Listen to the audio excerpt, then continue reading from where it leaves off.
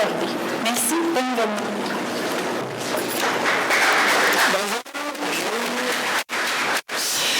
J'espère que vous allez tous bien. Vous m'entendez bien? Oui, parfait. Alors, je me présente, Daphné Racco. Je suis journaliste au Huffington Post Québec, anciennement au Journal Le Devoir, où c'est là que j'ai vraiment plongé dans le domaine des transports. Que je le couvrais quand même avant, lorsque j'étais au Journal Métro, je faisais une couverture du monde municipal.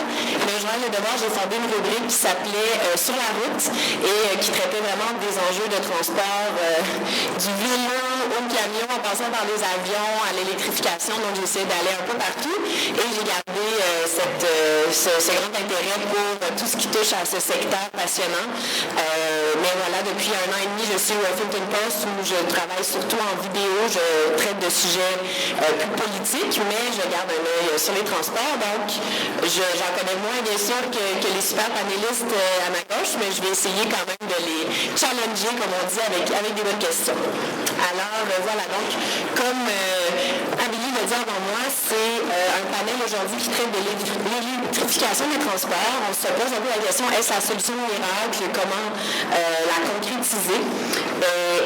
Donc, ce qu'on va faire aujourd'hui, c'est parler des bienfaits de l'électrification des transports. Bon, vous savez, réduction des GES, transition vers d'autres énergies que le pétrole, mais aussi les limites de cette solution-là, qui n'est pas toujours miracle, c'est-à-dire que ça n'arrête pas forcément les enjeux de congestion si elle n'est pas arrivée à d'autres changements majeurs de comportement, de valeur.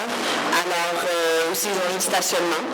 Alors voilà, on va faire le point sur l'évolution du secteur des transports, mais vraiment l'enjeu de l'électrification de maintenant et surtout on va se tourner vers le futur. Alors, je vous présente sans plus tarder nos 4 panélistes. Alors, on commence à ma droite, de droite à gauche pour vous, mais de gauche à droite pour en tout cas. À la gauche, Pierre-Olivier Pinault, qui est professeur titulaire à la Chaire de gestion du secteur de l'énergie à HEC Montréal. Donc, M. Pinault qui commente très régulièrement tout ce qui a trait au secteur de l'énergie. Simon Ouellette, à sa gauche, conseiller de Ville-Plan Projet Montréal, donc l'opposition officielle à la Ville de Montréal. Il est représentant du district électoral de François Perrault dans l'arrondissement de Villeray-Saint-Michel Parc Extension. Et il est porte-parole aussi pour l'opposition officielle en matière d'environnement et de l'eau. Ensuite, on a Elsie Lefebvre, donc elle aussi conseillère municipale, elle aussi dans le district de Villeray-Saint-Michel Parc Extension, dans l'arrondissement de Villeray-Saint-Michel Parc Extension. Elle est aussi conseillère associée au transport au comité exécutif et elle est responsable de la stratégie d'électrification des transports à Montréal. Donc, je pense qu'elle aura 2-3 trucs intéressants à nous dire. Et enfin, Vincent Dussault, qui est conseiller stratégique en transport à la coop Carbone. C'est, si je ne me trompe pas, vous me corrigerez, un organisme spécialisé entre autres dans le déploiement de projets de réduction d'émissions de gaz à effet de serre, donc qui propose toutes sortes de solutions à toutes sortes d'organisations notamment.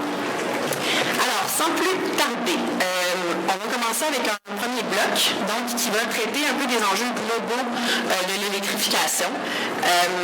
La discussion va tourner autour du sujet, c'est quoi les principaux défis qui attendent le secteur des transports dans les 5 à 10 prochaines années, et surtout c'est quoi les solutions à mettre en place si on veut électrifier ce secteur-là. Autrement dit, moi la question que j'ai, c'est est-ce que l'électrification des transports est la priorité à avoir? Donc 5 minutes par intervenant, là je vais essayer de bien chronométrer ça. Alors c'est parti, Pierre-Olivier Pinault. Bonjour, merci. En partant en général, je ne suis pas du tout quelqu'un qui est en faveur de l'électrification des transports et je ne le suis pas plus aujourd'hui. Mais donc pour moi, pour répondre très directement à la question, non, c'est certainement pas une priorité étant donné nos enjeux en transport. On a des enjeux en transport qui sont faramineux et l'électrification devrait arriver probablement à la 10e ou 15e position en termes de priorité. Et hier soir, j'ai justement pour documenter ces enjeux-là, je veux simplement partager avec vous quelques statistiques. Depuis les années 2000, chaque année, nous battons des records de vente de VUS, d'automobiles et les Québécois dépensent de plus en plus d'argent. Et même en 2016, on est en voie une année de plus battre un record record d'achat de VUS, d'achat de nouveaux véhicules. On a dépensé pour la première fois de l'histoire du Québec, au mois d'avril 2016, les Québécois ont dépensé pour $1 milliard en achat de camions en un mois. $1 milliard, ça s'était jamais vu. D'habitude, c'était autour de 800 millions, 900 millions, $1 milliard. Donc, le problème, c'est que les Québécois sont en amour avec leur VUS. Ils délaissent la voiture. La petite voiture, elle est délaissée. Et notre problème en transport, c'est pas l'électrification, c'est que vraiment, les Québécois ne veulent pas de voiture.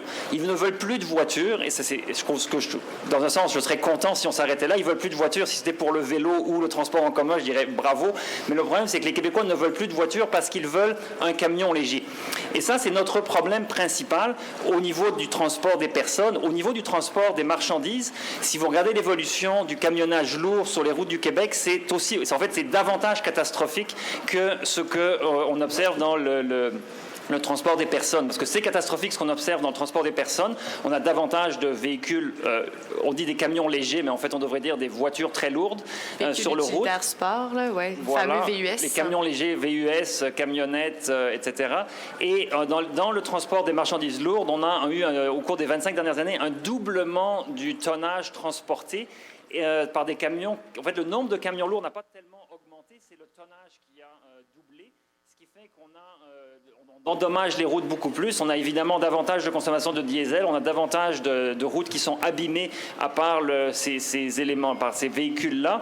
Et évidemment, ça participe à la congestion. Donc, ça en résulte évidemment des gaz à effet de serre qui sont énormes, mais des congestions qui sont énormes.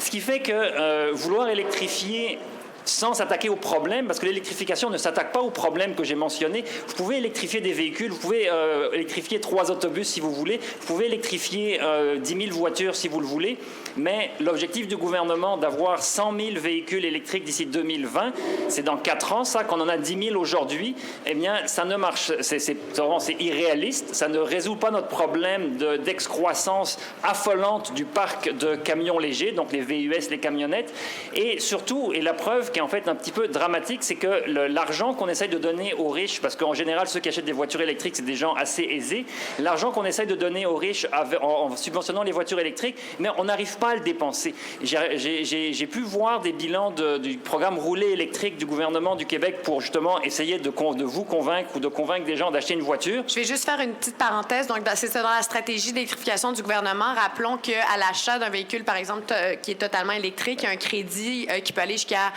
8 000 $. Donc, on va payer 8 000 $ du véhicule. Et un autre point important de la stratégie d'électrification, c'est que le gouvernement Couillard a annoncé qu'il vise à avoir 100 000 voitures électriques sur les routes d'ici 2020. Et là, en ce moment, on en a à peine 12 000. Alors, merci.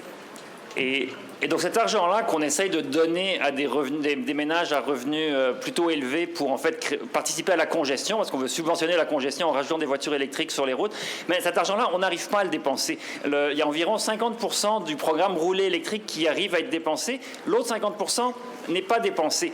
Et là, on peut se poser la question, pourquoi? Mais la réponse, je vous l'ai donnée au début de mon discours, c'est parce que malheureusement, les Québécois ne veulent plus de voitures, ils veulent des camions légers, ils veulent des VUS.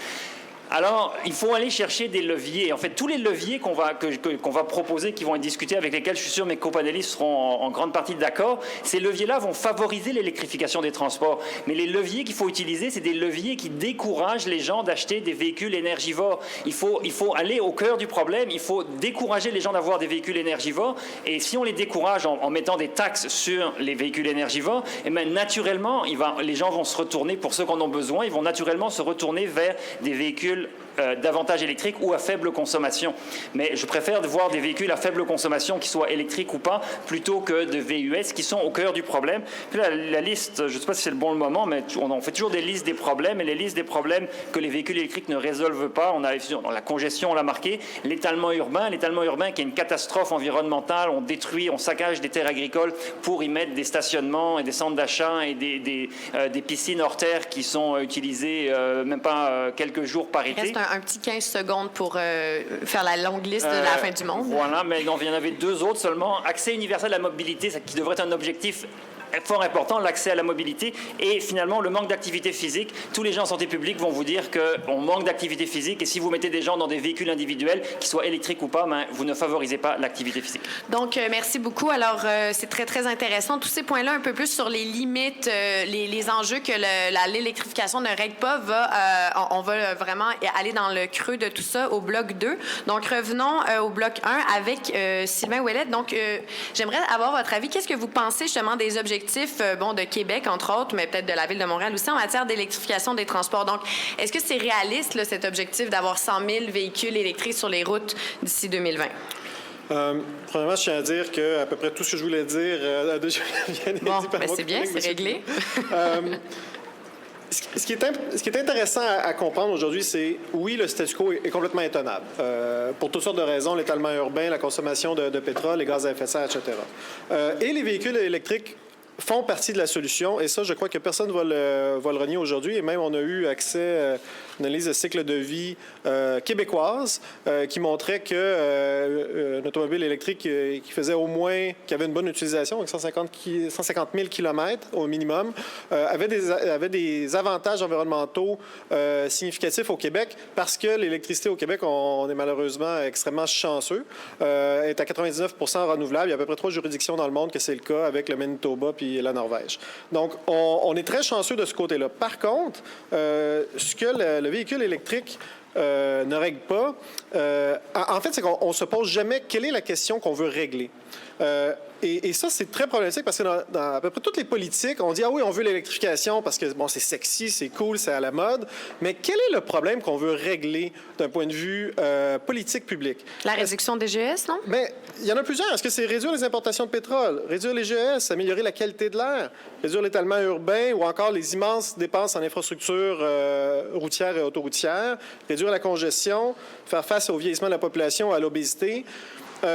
À mon point de vue, à toutes ces réponses, l'électrification des véhicules personnels via de généreuses contributions étatiques est probablement la pire façon et surtout la plus longue façon d'arriver à ces objectifs-là. En plus d'être probablement la solution la plus coûteuse d'un point de vue social, étant donné qu'on parle de subventions. Et en plus, il y a tout un aspect aussi qui est inéquitable. Donner une subvention à quelqu'un qui était déjà capable de s'acheter un véhicule à 40 000 alors qu'il y a énormément de citoyens qui sont complètement bondés dans le métro suite à des coupes de services à la STM, entre autres, etc. Donc, il y a un certain problème d'iniquité, et ça, c'est sans compter aussi qu'encore trop souvent, c'est très difficile de sécuriser nos artères pour nos piétons et les cyclistes. Mais alors, Sylvain, je vais vous faire rebondir. Oui. Donc, comment ces politiques-là... Donc là, il y a quand même justement une espèce de plan d'action qui a été présenté par le gouvernement, entre autres avec ces crédits-là. Comment les mesures actuelles, donc crédit à l'achat, accès privilégié aux voies rapides, droit de traverser, péage gratuitement, comment on peut les améliorer, ces mesures-là, ou les transformer ou en donner de nouvelles? En fait, la principale question qu'il faudrait se poser, c'est: est-ce qu'on évalue réellement l'impact de nos politiques? Est-ce qu'on les simule? Et règle générale, que ce soit autant, les politiciens sont très heureux de dire on va réduire de 80 % nos gaz à effet de serre, on va faire ça, mais ils ne nous donnent jamais le plan. Et quand ils donnent le plan, il n'est pas chiffré, ou même quand ils sont chiffrés, ils sont complètement irréalistes. Si vous avez 15 minutes à faire en fin de semaine, allez jouer à Climway Paris. C'est un logiciel, c'est un jeu ludique, mais qui permet de comprendre des mécanismes assez complexes qui, quand il y a un parc automobile qui augmente de 40 000 autos par année qui se rajoutent, avant de commencer à électrifier le 2-3 % de ton parc automobile, essaie d'abord de réduire ta tendance. Ça va être beaucoup plus facile de réduire ta consommation de pétrole au final, de réduire tes gaz à effet de serre. Et ça, on ne simule jamais ça. Et ce qui fait en sorte que, par exemple, dans le cas des... j'imagine qu'on va pouvoir en reparler tout à l'heure, mais dans le cas des VLS, on demande d'électrifier à peu près le véhicule qui est le plus utilisé, alors que normalement, les autos sont stationnées 95 % du temps. C'est comme si on était dans une classe, la moyenne des élèves était à 55 % puis on disait au bolé en avant, vous avez 95 % mais faites des efforts, il faut vous rendre à 100 % pour que la moyenne de la classe tombe à 60 %. Donc, il y a des choses qui doivent être changées, mais malheureusement, on se cache derrière des objectifs qui sont pas réalistes et qu'on n'est pas capable de déterminer de quelle façon on va les atteindre. Et mais l'électrification des transports en commun ou des autobus scolaires, de la flotte gouvernementale, est-ce que c'est pas là quand même des solutions intéressantes? Dans certains secteurs... Écoutez, comme je vous dis, l'électrification des véhicules au Québec, ça n'a probablement que des impacts positifs. Par contre, si on ne vise que l'électrification, et c'est malheureusement ce qu'on voit souvent dans les politiques, regardez ce qu'on entend au niveau du transport de ce temps-ci, on ne parle que d'électrification des transports. On ne parle jamais justement des VUS qui augmentent, on ne parle jamais de l'augmentation du parc automobile, d'étalement urbain, des investissements faramineux au niveau des routes qui dépassent des fois les budgets de, si on mettait la même chose dans les hôpitaux, dans les écoles, etc. C'est comme un épouvantail. On dit « Ah non, on fait l'électrification, alors qu'on sait que ça va être marginal et on ne se pose pas les bonnes questions. » Je suis sûr que mon collègue, M. Dussault, va parler aussi des véhicules autonomes, mais... un petit 10 secondes. Un 10 secondes. En fait, c'est qu'il ne faudrait pas rater l'occasion unique qui nous est offerte présentement avec l'électrification des transports pour ne pas repenser nos modèles de transport, nos modèles de mobilité. Alors donc, très intéressant. Merci beaucoup, M. Ouellette. Alors, en gros, nos deux premiers panélistes disent que, bon, électrifier, c'est bien sûr pas une mauvaise chose, mais que c'est surtout pas ça qui compte. Ça serait plus de s'attaquer à des problèmes comme diminuer le parc automobile, trouver des politiques qui vont vraiment permettre de changer le comportement, entre autres, d'auto-solo qui génèrent la congestion et toutes sortes d'autres problèmes environnementaux. Donc, c'est intéressant. Là, on passe le flambeau à Elsie Lefebvre qui a quand même une tâche assez importante à la Ville, c'est-à-dire de mettre en place une stratégie d'électrification pour la Ville de Montréal. Est-ce que c'est important, l'électrification, et pourquoi? Bonjour tout le monde. Donc, on est rentré directement dans le vif du sujet. Donc, merci de nous accueillir ce midi. Oui, je suis responsable de la stratégie de l'électrification des transports à la Ville de Montréal. Donc, c'est sûr que pour moi, c'est un grand privilège parce que je partage plusieurs propos, puis j'aurai l'occasion d'y revenir avec mes collègues ici. Mais je constate que dans une société comme le Québec, Montréal, sa métropole, on est à l'heure actuelle dans une transition énergétique. Donc, à l'échelle mondiale, on remet en question notre dépendance au pétrole, et ça, c'est une des premières fois que ça se produit au cours des dernières années, voire du dernier siècle. Donc, on arrive aujourd'hui dans une transition importante où le Québec et Montréal peuvent se démarquer. Évidemment, dans le contexte du Québec, où on est un producteur d'énergie renouvelable, propre et grand producteur d'électricité, il est clair que l'orientation du gouvernement du Québec et celle qu'a pris la Ville de Montréal est celle d'embarquer dans la transition et d'être dans les précurseurs et d'être dans les premiers qui vont participer, qui vont donner l'élan mondial pour qu'on puisse favoriser cette transition au niveau des transports, évidemment l'auto-solo, mais aussi dans les autres modes alternatifs, donc les transports collectifs. En ce moment même, le maire est en train d'annoncer la position de la Ville de Montréal à l'égard du REM, du train électrique. On se rappelle qu'on a le métro de Montréal, qui est le vecteur de déplacement le plus important à l'échelle de l'île, qui est 100% électrique. Donc, oui, il y a la stratégie qui touche la voiture solo, donc mettre à la disposition des citoyens toutes les infrastructures de recharge. Donc, on a des défis particuliers à Montréal, notamment parce que, dans un cadre plus dense, la recharge, donc la recharge pour que les citoyens puissent s'ils le souhaitent, procéder au changement qu'ils désirent.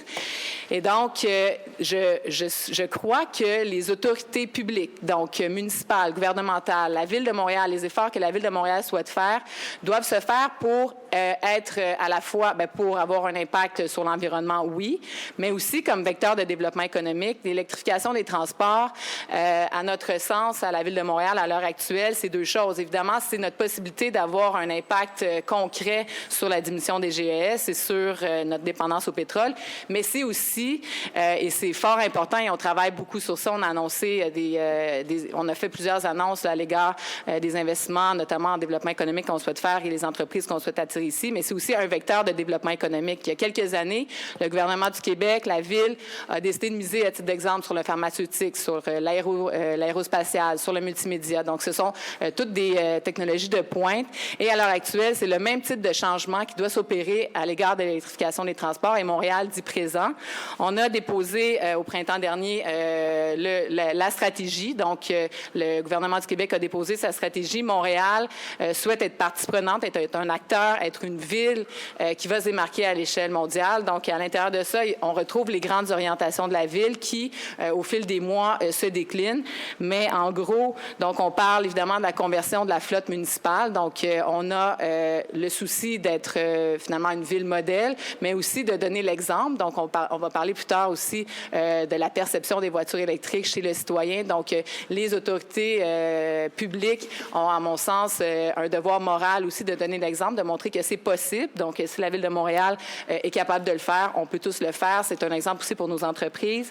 Donc, juste autrement dit, Elsie, si on suit un peu votre raisonnement, donc, les objectifs et les politiques en place, c'est-à-dire, bon, que ce soit les crédits à l'achat de véhicules électriques, l'électrification des flottes gouvernementales, l'électrification, par exemple, des autobus scolaires, des transports en commun, ce sont des objectifs réalistes qui vont vraiment permettre de faire un changement de comportement. Bien, évidemment, nous, la Ville de Montréal, on a mis des budgets importants pour l'électrification. Donc, il y a des annonces, un corridor d'essai en voitures électriques intelligentes. Il y a aussi tout le déploiement des bornes, donc les bornes sur rue. On est le centre-ville le plus électrifié en Amérique du Nord. Il va y avoir un déploiement de bornes de recharge rapide aussi, parce que dans cette transition, quand mes collègues parlent évidemment de l'auto solo, évidemment qu'il faut contrer l'auto solo et évidemment que l'auto électrique n'est pas une panacée. Si on remplace une voiture à essence par une voiture électrique, on n'a pas solutionné tous les enjeux qui touchent la congestion, l'aménagement urbain, tout ce qui est l'étalement et tout ça. Donc ça, c'est certain qu'on doit s'y attaquer. On doit continuer de miser sur l'électrification, sur le transport collectif. Mais quand la question, c'est de dire, est-ce que l'électrification des transports, c'est la priorité? Moi, je pense que c'est une vision d'avenir à laquelle on doit adhérer. Et oui, il y a plusieurs priorités si on veut solutionner tous nos problèmes liés à la dépendance au pétrole et à la congestion qui, finalement, contamine nos villes, que ce soit ici ou ailleurs dans le monde. Merci beaucoup. Donc, de toute façon, on va en revenir justement à tous ces problèmes-là qui ne sont pas réglés, les limites et les défis de l'électrification, puis aussi comment on peut arrimer l'électrification à un vrai changement de comportement donc dans le milieu du transport. Alors, on passe à notre dernier panéliste pour le premier bloc, c'est-à-dire Vincent Dussault. Alors, je rappelle la question principale, c'est est-ce que l'électrification des transports est une priorité à avoir? Merci. Oui, tout d'abord, c'est ça. Je crois qu'il faut revenir sur l'objectif du 100 000. Je pense qu'il ne faut pas être dogmatique sur cet objectif-là. Je ne crois pas non plus. Peut-être certains l'ont présenté comme une solution miracle, puis ça, c'est peut-être pas la bonne approche parce que c'est un élément. Effectivement, il n'y a pas de plan chiffré, donc il ne faut pas se contenter de ça. Mais je pense que l'objectif à la base aussi, c'était d'atteindre une masse critique. Il y a un momentum par rapport à l'électrification. Dans le fond, le gouvernement a incité à accélérer un peu le déploiement de cette technologie-là qui aurait peut-être pris plus de temps à se développer. Donc, le chiffre du 100 000 n'est pas important. D'ailleurs, je pense que le gouvernement, même dans la loi zéro émission, a revu un peu à la baisse cet objectif-là. L'important, c'est d'atteindre la masse critique pour qu'après ça, l'électrification puisse suivre son cours sans avoir besoin d'incitatifs. On va peut-être juste faire une parenthèse. C'est quoi la loi zéro émission, s'il y en a qui ne sont pas au courant? Donc, le gouvernement Couillard a adopté, si je ne me trompe pas, là, ça a vraiment été adopté la semaine dernière, la loi de zéro émission, c'est-à-dire Québec forcera d'ici 2018 les constructeurs automobiles à vendre un quota de véhicules électriques. Donc, le but, entre autres, ils disent, c'est d'assurer une plus grande offre de véhicules électriques parce que ceux qui sont sur le marché, par exemple, au Québec, sont beaucoup limités comparés au marché de la Californie et aussi d'offrir les véhicules électriques, finalement, à des prix plus compétitifs parce qu'ils veulent atteindre leur cible, sinon, ils paieront des amendes. Alors, c'était une petite parenthèse. Merci. Puis juste, c'est ça, finir par rapport à l'objectif. Je pense qu'on se rapproche de la masse critique. Il y a vraiment une ébullition là, dans les technologies actuellement d'électrification. Il y a des modèles vraiment intéressants qui s'en viennent. Donc, je ne pense pas que le plan d'électrification va avoir besoin d'être renouvelé ou en tout cas, il va y avoir d'autres mécanismes peut-être on va revenir plus tard, mais ce qu'il faut se concentrer, je pense, c'est la loi zéro émission parce qu'il est intéressant de cette loi-là, c'est que c'est une coalition, ça a été mené beaucoup par les promoteurs de la voiture électrique, mais c'est une coalition qui réunit tout le monde. Puis, quand on la regarde, cette loi-là, pour atteindre l'objectif d'atteindre 15 % en 2025, avec les chiffres qu'on a cités... Par 15 % vous voulez dire quoi exactement? C'est 15 15 des ventes de voitures neuves. Ouais. Ça va être très difficile de l'atteindre, justement, avec maintenant que les VUS représentent 50 % des ventes. Donc, si on se contente de donner des incitatifs à la voiture électrique puis qu'on n'a pas un plan plus global, on n'atteindra pas, on ne pourra pas se conformer à la loi. Ça va être impossible parce que les gens, comme disait M. Pinault, veulent surtout des gros véhicules. Donc, il faut arriver avec une vision plus globale. Puis là, c'est là que nous, ce qui nous intéresse beaucoup à la Coop Carbone, c'est vraiment de développer l'aspect de la mobilité partagée. On pense justement qu'il y a, oui, il y a l'électrification, mais il y a aussi d'autres technologies en transport qui arrivent en même temps. Donc, il y a vraiment un momentum pour revoir. Puis Puis je pense, d'ailleurs, c'est très rapide l'évolution. Donc, quand le plan d'électrification a été mis en place, l'autopartage, le covoiturage, c'est encore des concepts limités à certains quartiers de la ville. Là, on voit vraiment un développement accéléré partout dans le monde. Puis il y a un potentiel aussi de combiner les efforts, parce que la semaine dernière, on a publié une étude sur le microtransit qui montre vraiment que dès qu'on augmente le nombre de passagers par véhicule, on peut réduire le potentiel théorique qui a été estimé, c'est 176 000 kilotonnes dans la région de Montréal.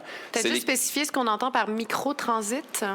Bien, en fait, c'est une définition très large pour l'instant parce qu'on est juste à élaborer un peu les paramètres, mais c'est dans le fond, dès qu'on ajoute des passagers dans une voiture, donc tous les modes de transport qui permettent pour aller se rabattre aux gares ou donc le taxi et tout. Donc, si on combine des efforts, on peut vraiment avoir un plan plus ambitieux puis pas se limiter à l'électrification. Donc, puis je dirais, c'est ça. Est-ce que ce qui est intéressant justement de la mobilité partagée, puis là présentement, c'est pas tellement dans le plan d'électrification, mais c'est que ça permet justement de rajouter de l'équité, de l'accessibilité, parce que c'est vrai qu'à la base, de subventionner l'achat d'un véhicule, c'est à quelqu'un qui a les moyens, ça peut paraître bizarre, mais je pense qu'à la base, c'était un peu de la recherche et développement. Les gens qui ont acheté des véhicules au début, c'était des pionniers qui ont testé un peu les systèmes. C'est des gens qui ont fait des sacrifices pas toujours évidents. Moi, je suis allé en Floride avec une Tesla. Un petit 30 secondes. Donc, c'est des gens qui ont vraiment documenté aussi la mobilité électrique. Donc, c'est des gens, je veux dire, ils ont fait... c'est comme la recherche et développement, donc on ne peut pas comparer ça à des investissements de transport collectif directement, je pense. Mais c'est sûr que le financement est difficile, donc je comprends que malheureusement, on se tiraille pour les budgets, mais je pense que c'était quand même intéressant de mettre de l'argent là-dedans. Alors, c'est intéressant, on a donc des points de vue différents, des regards multiples sur est-ce qu'on fait priorité l'électrification ou plutôt prioriser sur les changements de comportement, peut-être y aller, on va parler avec les fameux bonus-malus, essayer de décourager les comportements, c'est-à-dire néfastes comme l'achat intense de véhicules plus polluants. Donc, on embarque dans le bloc 2. Moi, je souhaitais qu'on parle de les limites et les défis de l'électrification et surtout, bon, on l'a dit, hein, l'électrification ne règle pas tous les problèmes. C'est-à-dire, ça ne règle pas le problème de la congestion routière si on fait juste changer le parc automobile par des véhicules électriques. Les enjeux de santé publique, ça ne change pas les questions d'obésité, par exemple. Le coût pour le développement des infrastructures ne changera pas, les infrastructures de transport, l'étalon urbain. Donc, bref, l'électrification seule ne règle pas les problèmes. Alors, comment faire arrimer électrification avec un vrai changement de comportement? C'est à vous, Pierre-Olivier Pinault, qui riait un peu dans sa barbe. Je serais curieuse de savoir pourquoi. Non, parce que présenter quand M. Dussault disait c'était les gens qui utilisaient les véhicules électriques aujourd'hui, là, qui se faisaient donner 8 000 $ pour acheter un véhicule qui c'était au détriment de leur confort ou de leur... c'était comme... Il y a des limites, là, malgré tout. Parce qu'on achète un véhicule électrique, ils sont très bien. Moi, je suis un abonné de Communauto et j'utilise la Nissan Leaf à l'occasion.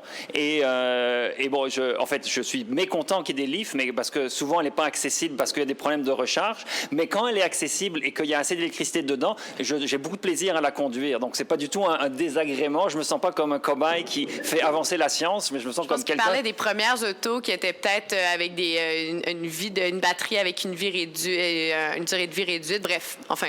Oui, donc je spécule. Mais le problème aujourd'hui, quand on pense qu'en subventionnant et en étant des leaders dans le déploiement de l'électrification, on pense qu'en favorisant les ventes à grande échelle de véhicules qui sont malgré tout médiocres parce qu'ils ont des grandes limites en termes d'autonomie, eh bien, en faisant 2 millions d'exemplaires d'un véhicule médiocre, on avance la science et le développement. Non, parce que le problème des véhicules électriques aujourd'hui, c'est la capacité et le coût des batteries. Et ça, c'est pas en produisant des batteries mauvaises à grande échelle qu'on va vraiment améliorer les choses. On va faire baisser un petit peu les coûts parce qu'on fait à grande échelle, mais les vraies améliorations qu'on va avoir, c'est en faisant de la R&D sur les batteries, comme l'IREC le fait, comme de grands instituts le font, et c'est en mettant de l'argent sur la R&D et qu'on va vraiment favoriser l'électrification. Ce n'est pas en mettant des véhicules, je vais répéter le mot médiocre, sur les rues, qui vont frustrer les gens. Pourquoi? Parce que ça prend énormément de temps à recharger et il y a des autonomies qu'on n'a pas. Et au jour le jour, c'est pas très grave l'autonomie, mais quand vous voulez aller à Québec, ça pose un problème. Et donc là, vous devez louer une autre voiture ou prendre l'autobus ou faire d'autres choses. Donc ça pose des problèmes. Revenons aux bornes électriques qui étaient mentionnées, qui sont très mentionnées, qui sont souvent présentées, notamment par notre conseillère municipale ici, comme étant dans le plan d'électrification. Le problème des bornes électriques, c'est que c'est vraiment un investissement dans l'obsolescence. Parce qu'une borne électrique, premièrement, aujourd'hui, elle est très peu utilisée parce que il y a très peu de véhicules électriques. Ceux qui ont des véhicules électriques, ils vont d'abord et avant tout recharger chez eux ou au travail, pas dans la rue, pas au Saint-Hubert, pas au Rona. Et le problème, c'est que la technologie évolue, on est chanceux, très vite. Ce qui veut dire que dans 5 ans, quand les batteries seront bonnes et qu'elles auront des grandes autonomies de recharge, eh bien, tous les dollars qu'on aura dépensés pour mettre des bornes un peu partout dans nos villes de Montréal et permettre à des politiciens de faire des belles annonces pour dire qu'on est le centre-ville le plus électrifié, eh bien, toutes ces bornes-là, dans 5 ans, elles seront complètement désuètes parce que les voitures électriques qui vont être davantage là dans 5 ans, elles auront une autonomie assez grande pour complètement éviter d'aller dans ces bornes-là. Donc, tout ce que Hydro-Québec fait avec le circuit électrique, eh bien, c'est voué à être de l'obsolescence. C'est un investissement dans l'obsolescence. Des bornes de recharge rapide, oui, à la limite, mais pourquoi ne pas laisser les stations, le privé, les stations automobiles, les stations-service d'essence, investir là-dedans, faire ce créneau-là? Pourquoi mettre des fonds publics là-dedans? On parle de transport privé. Pourquoi est-ce qu'il faut subventionner le transport privé qui cause une série d'externalités et le gouvernement n'a pas à subventionner les externalités négatives qu'on a mentionnées, comme les gaz à effet de serre, c'est réglé en partie avec ça, mais on a les externalités négatives comme la congestion, le manque d'activité physique, les infrastructures publiques qui nous coûtent très cher, les routes qui coûtent très cher, qui sont mises à la disposition des véhicules électriques. On a une panoplie d'éléments et là, on se trouve à avoir des gouvernements provinciaux, municipaux qui subventionnent ces externalités négatives.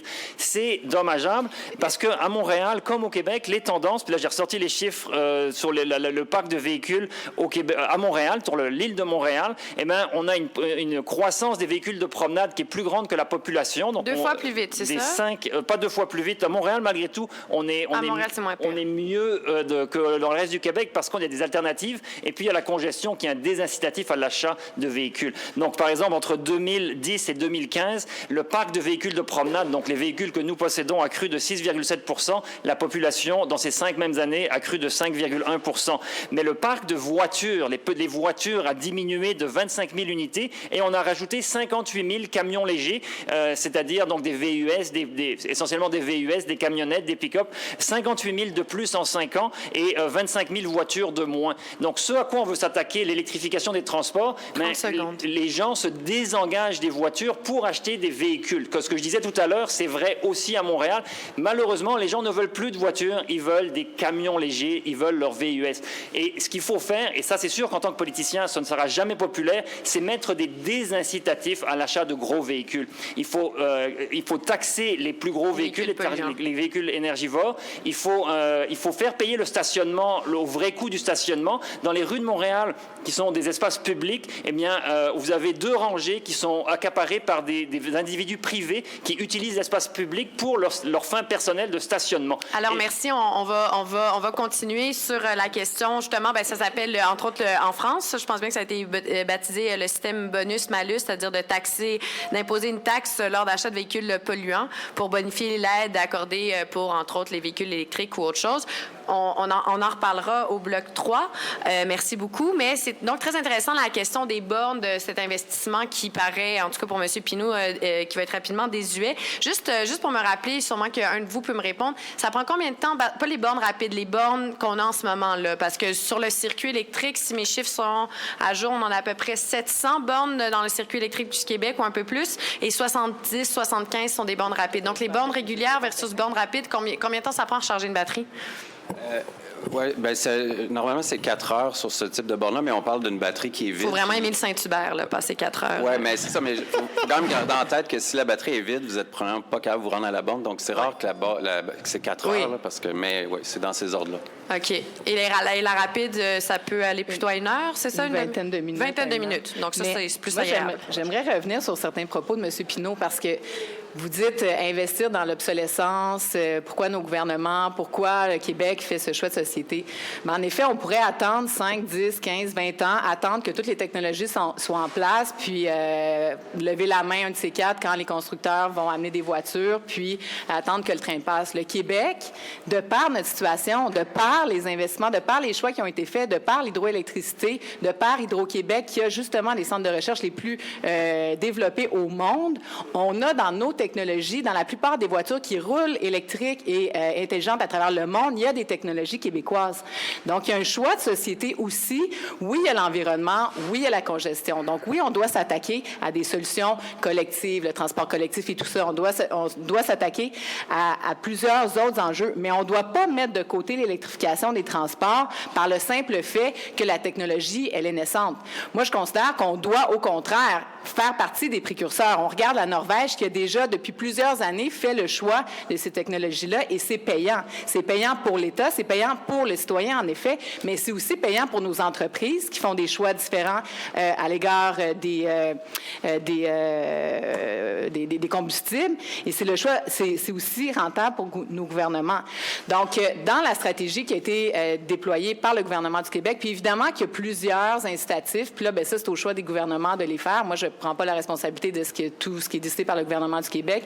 Et si on veut faire une réelle différence et une révolution à l'égard des transports, on va avoir aussi besoin des investissements massifs du gouvernement fédéral. Mais à ce qui a trait aux investissements de la Ville de Montréal, bien, nous, on estime qu'en ayant une stratégie mixte, donc qui touche à la fois le citoyen, qui touche à la fois le cadre municipal et nos partenaires, donc les entreprises, les paramunicipales, la Ville et tout ça, et qui touche à la fois un vecteur majeur de développement économique, donc d'investir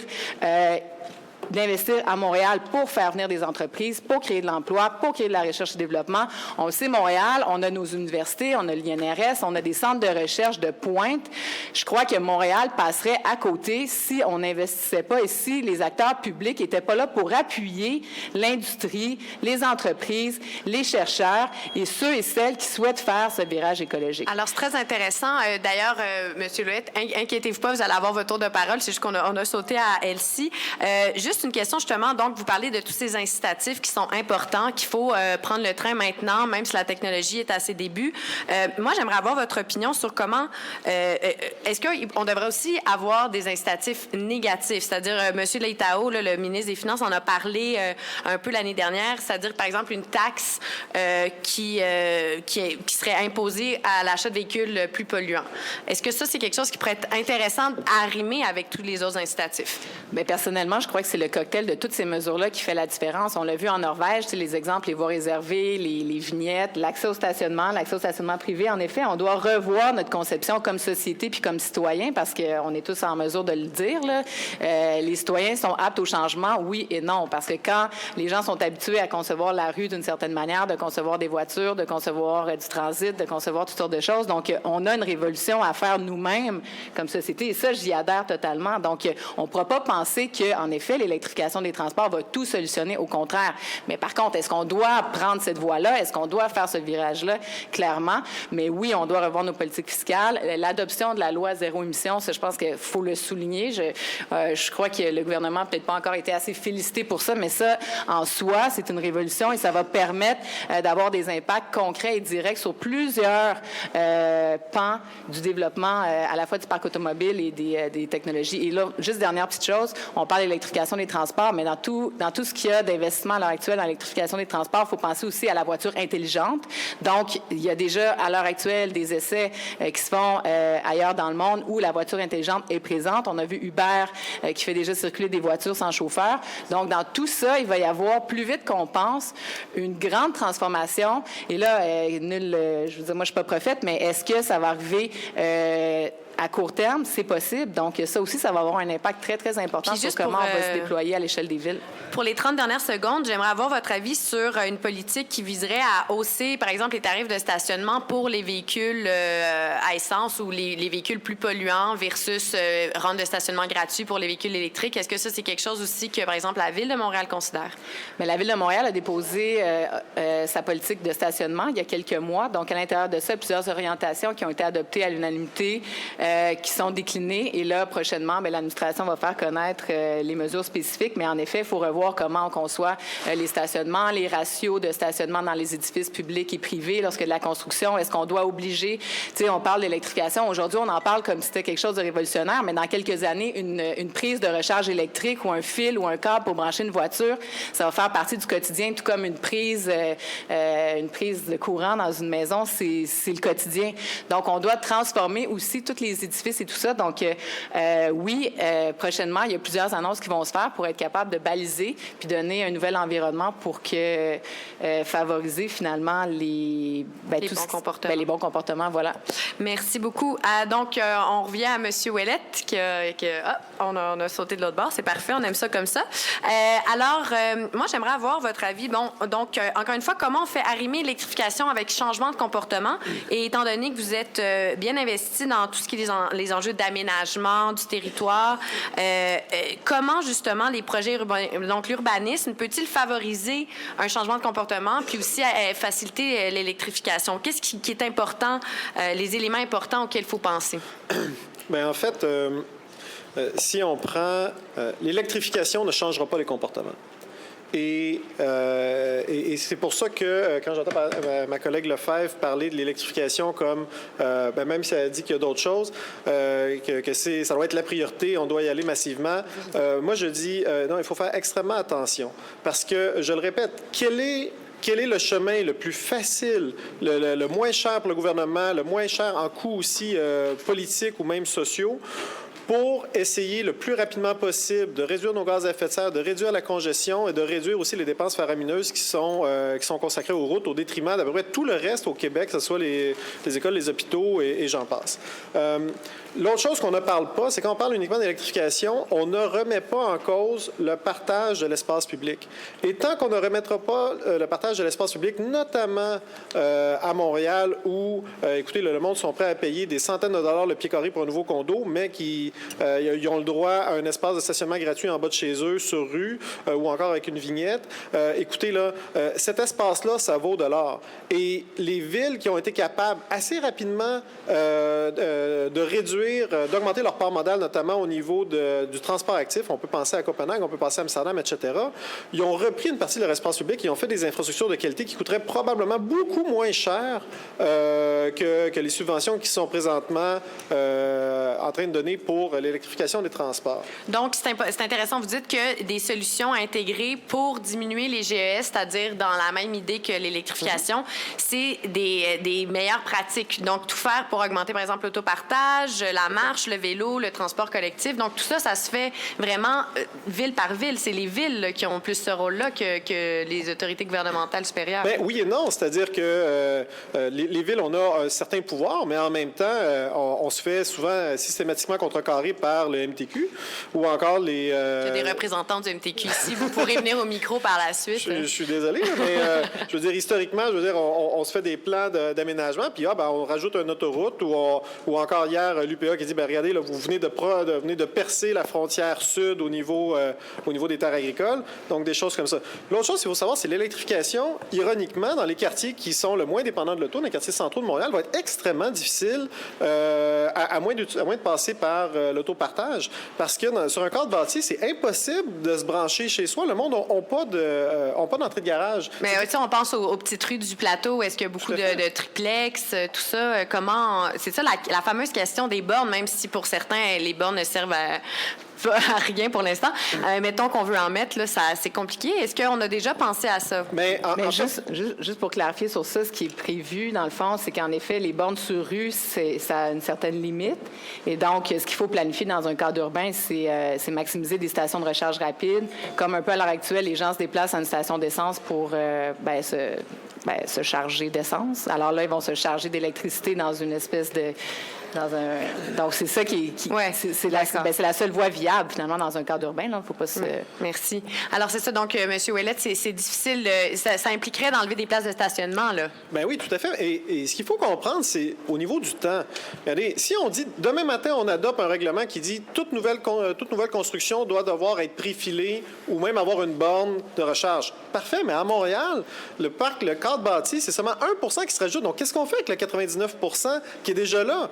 Quand on dit, écoutez, on pense avoir 15 de voitures vendues qui vont être électriques, pas du parc total, pas du total du parc automobile, en 2020 ou 2025, là, j'ai un doute. Ça a été dit tout à l'heure. 2020, ça veut dire que 85 des autos vendues en 2020 vont être encore non électriques, mais ça veut dire aussi, comme les autos ont une espérance de vie de 10 ans... C'est 2025. Ah, 2025. Bon. Avec en plus ces autos qui ont une espérance de vie de 10 ans, écoutez, là, avant que ça fasse réellement un impact, ça va prendre énormément de temps. Donc, oui, il y a des politiques publiques qu'on devrait utiliser. Je crois que le bonus-malus serait beaucoup plus équitable parce qu'on n'irait pas piger dans d'autres enveloppes gouvernementales. Ça serait assez efficace. Mais malheureusement, au Québec et à la Ville de Montréal, les politiciens préfèrent quasiment systématiquement la carotte et non pas le bâton. Ce qui fait en sorte qu'on a des politiques publiques qui sont extrêmement coûteuses, mais extrêmement inefficaces et qui durent extrêmement longtemps à se faire implanter. Donc, on doit être capable de faire ça. L'Oregon, écoutez, c'est un État américain, a été capable d'implanter la taxe kilométrique. Et parce que tout simplement... Peut-être juste expliquer brièvement c'est quoi la taxe kilométrique, s'il vous plaît? Donc, eux, ils ont décidé d'abolir la taxe sur l'essence pour la remplacer par une taxe basée sur le kilométrage, qui était devenue de plus en plus nécessaire, étant donné que, de un, les véhicules électriques s'en viennent, mais surtout que même les véhicules à essence consomment beaucoup moins que dans les années 80 par tonnage équivalent, ce qui fait en sorte que ils n'étaient plus capables de financer adéquatement leurs infrastructures. Donc, avec un péage kilométrique, puis il y avait 4 façons différentes de le mesurer. Là. Donc, tout dépendamment si on n'aime pas Big Brother et on ne veut pas avoir de GPS, donc il y a des options un peu moins invasives, mais pour être capable de financer ces infrastructures-là. Et ça, c'est des choses qu'on devrait viser de plus en plus dans l'avenir. Donc, c'est tout le temps que nous avions pour ce bloc. Merci beaucoup. Donc, on va terminer avec Vincent Dussault. Donc, on revient à la question, c'est-à-dire les limites, les défis de l'électrification des transports. Donc, l'électrification ne réglera pas tout, là, ça c'est clair et net, je pense. Mais comment on la fait arrimer avec un vrai changement de comportement? C'est ça, justement. Ce qui est intéressant, c'est on parlait d'obsolescence, puis ça, c'est vrai qu'il y a des défis. Sylvain parlait les quartiers centraux. C'est là, dans le fond, que quand on parle de mobilité partagée, c'est là que le potentiel est là et présentement. Et il y a un défi d'électrification. Donc, l'électrification, c'est vrai que dans certains cas, devient un frein à ça. Puis je pense, dans un contexte aussi de changement technologique, autant les entreprises que les gouvernements, il faut être très prudent de la façon qu'on approche les choses, de réévaluer constamment les plans. Et moi, une approche que j'aime bien, c'est l'aspect low-tech, donc de toujours chercher des solutions simples pour minimiser un peu les investissements. Nous, on a commencé à regarder, on fait une étude présentement sur l'autopartage et l'électrification dans les quartiers centraux. Puis, pour l'instant, ce qui semble intéressant, c'est d'aller chercher peut-être les infrastructures existantes plutôt que d'en installer des nouvelles. Puis, justement, ce qui va permettre de voir arriver les nouvelles technologies, je pense effectivement, la recharge rapide, c'est ça qui est l'avenir. Donc, d'ici là, peut-être utiliser, parce que là, présentement, il y a quand même déjà beaucoup de gens qui ont des véhicules électriques chez eux. Puis, c'est certain qu'on dit qu'il n'y a pas de stationnement à Montréal, mais dès qu'on traverse là, le plateau, qu'on s'en va dans Rosemont, Villeray, il y a énormément de stationnement. Moi, je suis en Villeray, il n'y en a pas tant. Bien, ça dépend des rues, mais justement, dans un contexte d'autopartage, on n'a pas besoin d'avoir une place à côté de chez nous. Donc, je pense qu'il faut aussi vraiment être flexible dans les approches. Puis c'est certain que de ce point de vue-là, c'est là, je pense, que quand on dit qu'il faut arrimer les politiques avec la mobilité partagée, est-ce que les bons incitatifs sont en place pour compenser les coûts que ça génère pour les opérateurs d'aller vers la mobilité partagée? Ça, il faut se questionner par rapport à ça. Nous, d'ailleurs, c'est des choses qu'on veut regarder parce que, justement, si on parle de low-tech, souvent, c'est des projets qui peuvent être mis en place assez facilement à une étape de prototypage, donc à des plus petites échelles où on peut rapidement voir si c'est faisable avant de dépenser, justement, des millions. Donc ça, c'est vraiment, il y a beaucoup de potentiel de ce côté-là, mais puis justement, il faut s'assurer que toutes ces initiatives-là bloquent pas le développement de toutes les initiatives de covoiturage, autopartage, parce que quand on parle de transport, on revient tout de suite à l'aménagement du territoire. Il faut trouver des façons de diminuer les distances parcourues, de même, des fois, éliminer les déplacements.